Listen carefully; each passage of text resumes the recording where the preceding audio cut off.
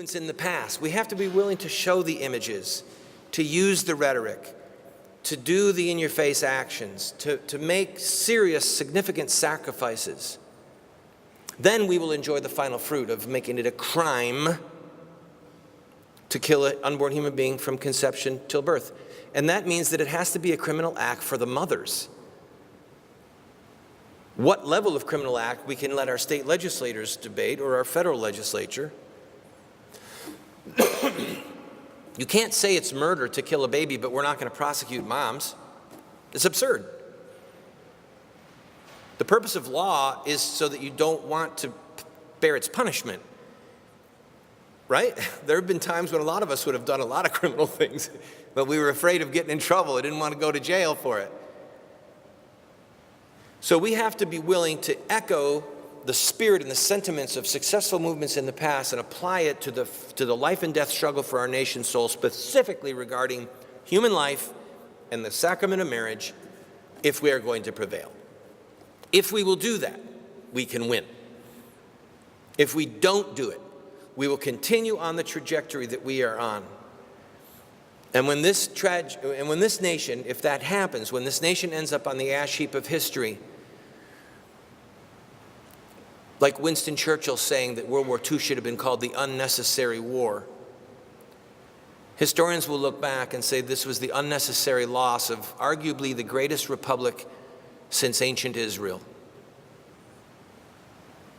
Greatest nation under God, of a nation of laws based upon God-given law and God-given rights. They will say, what a tragedy.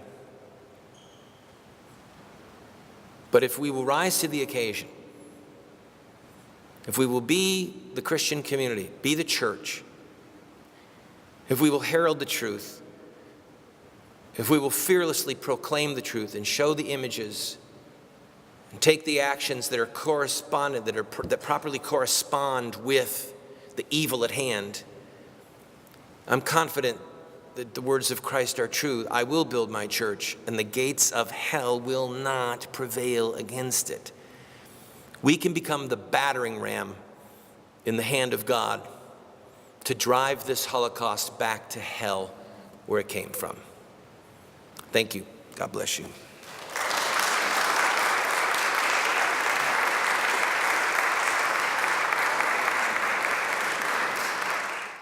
I completely agree with everything you just said.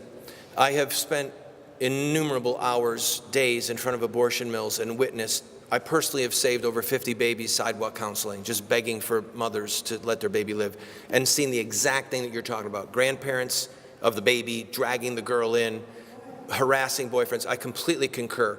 For point of clarity, my point is not that women should be prosecuted from this point back. My point is that once it becomes a crime again to kill a baby, that anyone involved in the death of that baby should face some type of repercussion. That's all. Your point is well made and dead on. And that's why so many of these post-abortive women's groups have found their voice, that these women coming forward through tears, through life crises, through self-destructive behaviors because they did not want to kill their baby. They wanted to have their baby, and they were forced by others. And that is one of the most horrific things that I can think of, and I concur with you. Thank you for bringing that up and for the point of clarity.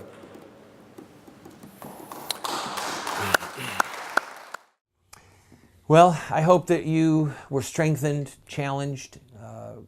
Hope that some food for thought came to your mind as a result of that speech that I recently gave in Memphis, Tennessee.